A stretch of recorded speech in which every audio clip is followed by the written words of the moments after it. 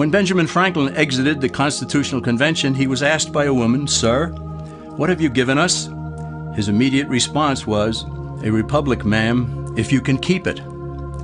Yet most Americans today have been persuaded that our nation's governmental system is a democracy and not a republic. The difference between these two is essential in understanding Americanism and the American system. Before we discuss political systems, however, it's helpful to address the confusion that has been spread about the political spectrum. Many have been led to believe that the political spectrum places groups such as communists on the far left, fascists or dictators on the far right, and political moderates or centrists in the middle.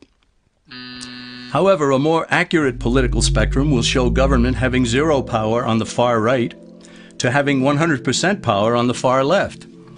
At the extreme right, there is no government. The extreme left features total government under such labels as communism, socialism, Nazism, fascism, princes, potentates, dictators, kings, any form of total government. Those who claim that Nazis and fascists are right-wing never define their terms. This amounts to spreading confusion. Toward the middle of the political spectrum can be found the type of government limited to its proper role of protecting the rights of the people. That's where the Constitution of the United States is. Those who advocate such a form of government are really constitutional moderates. So let's analyze the basic forms of government. They are monarchy or dictatorship ruled by one, oligarchy ruled by a few, democracy ruled by a majority, republic ruled by law, and anarchy, which is ruled by no one. In discussing these five, we'll see that they can be narrowed down to even fewer. Looking first at monarchy or dictatorship, this form of government doesn't really exist in the practical sense. It's always a group that puts one of its members up front. A king has his council of nobles or earls, and every dictator has his bureaucrats or commissars, the men behind the scenes. This isn't ruled by one, even though one person may be the visible leader. It's ruled by a group. So let's eliminate monarchy, dictatorship, because it never truly exists. Oligarchy, which is ruled by a group, is the most common form of government in all history. And it is the most common form of government today. Most of the nations of the world are ruled by a powerful few, and therefore oligarchy remains. At the other end, we find anarchy, which means without government. Some people have looked over history and found that many of its worst crimes were committed by governments, so they decided that having no government might be a good idea. But this is a mistake, because as the ancient Greeks stated, without law there can be no freedom. Our founding fathers agreed and held that some amount of government is a necessary force in any civilized, orderly society. In a state of anarchy, however, everyone has to guard life, liberty, and property, and the lives of family members. Everyone must be armed, and movement is severely restricted because one's property has to be protected at all times. Civilized people have always hired someone to do the guarding, a sheriff, a police force, or some branch of government. Once law enforcement was in place, the people were freer. They could leave their property, work in the fields, and so on. In short, the proper amount of government makes everyone freer. There are some who advocate anarchy, however, not because they want no government, but because they don't like what they have. They use anarchy as a tool for revolutionary change. The condition of anarchy is very much like a vacuum where something rushes in to fill it. These calculating anarchists work to break down the existing government with rioting, killing, looting, and terrorism. Tragically, the people living in such chaos often go to those best able to put an end to it and beg them to take over and restore order. And who is best able to put an end to the chaos? The very people who started it. The anarchists who created the problem then create a government run by them, an oligarchy, where they have total power.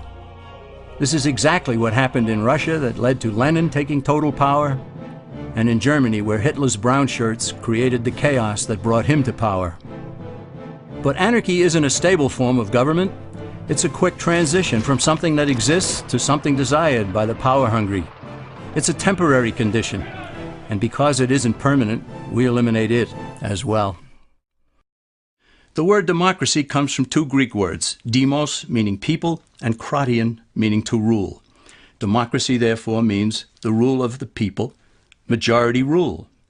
This, of course, sounds good, but suppose the majority decides to take away one's home, or business, or children.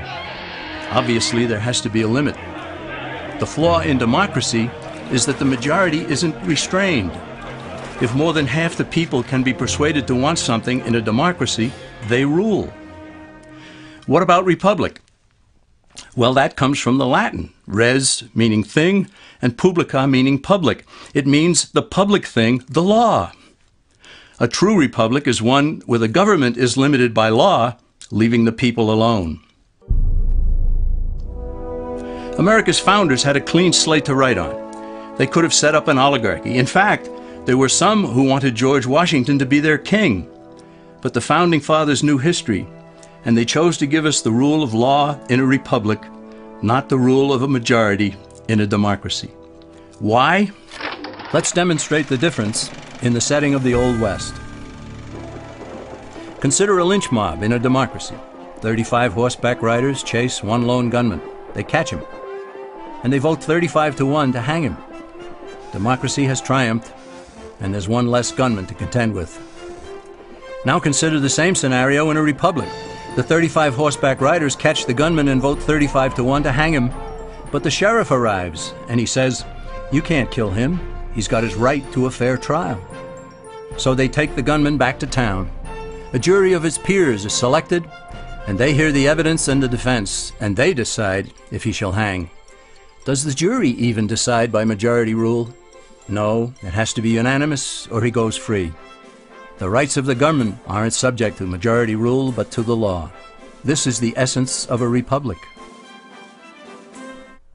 Many Americans would be surprised to learn that the word democracy does not appear in the Declaration of Independence or the U.S. Constitution, nor does it appear in any of the constitutions of the 50 states. The founders did everything they could to keep us from having a democracy. James Madison, rightly known as the father of the Constitution, wrote in essay number 10 of the Federalist Papers, "Democracies have ever been spectacles of turbulence and contention, have ever been found incompatible with personal security or the rights of property, and have in general been as short in their lives as they have been violent in their deaths." Alexander Hamilton agreed, and he stated, "We are a republican government. Real liberty is never found in despotism or in the extremes of democracy." Samuel Adams, a signer of the Declaration of Independence, stated, "Democracy never lasts long. It soon wastes, exhausts, and murders itself." The founders had good reason to look upon democracy with contempt, because they knew that the democracies in the early Greek city-states produced some of the wildest excesses of government imaginable. In every case, they ended up with mob rule, then anarchy, and finally tyranny under an oligarchy.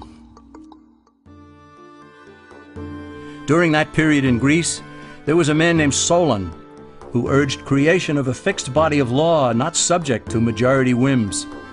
But where the Greeks never adopted Solon's wise counsel, the Romans did. Based on what they knew of Solon's laws, they created the 12 tables of the Roman law and, in effect, built a republic that limited government power and left the people alone. Since government was limited, the people were free to produce, with the understanding that they could keep the fruits of their labor. In time, Rome became wealthy and the envy of the world. In the midst of plenty, however, the Roman people forgot what freedom entailed. They forgot that the essence of freedom is the proper limitation of government. When government power grows, people freedom recedes. Once the Romans dropped their guard, power-seeking politicians began to exceed the powers granted them in the Roman Constitution. Some learned that they could elect politicians who would use government power to take property from some and give it to others. Agriculture subsidies were introduced, followed by housing and welfare programs. Inevitably, taxes rose and controls over the private sector were imposed.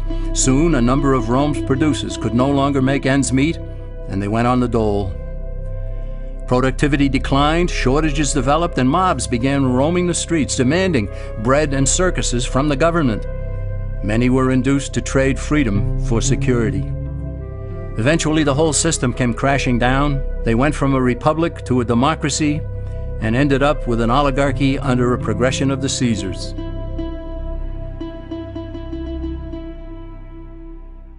Thus, democracy itself is not a stable form of government. Instead, it is the gradual transition from limited government to the unlimited rule of an oligarchy. Knowing this, we as Americans are ultimately left with only two choices.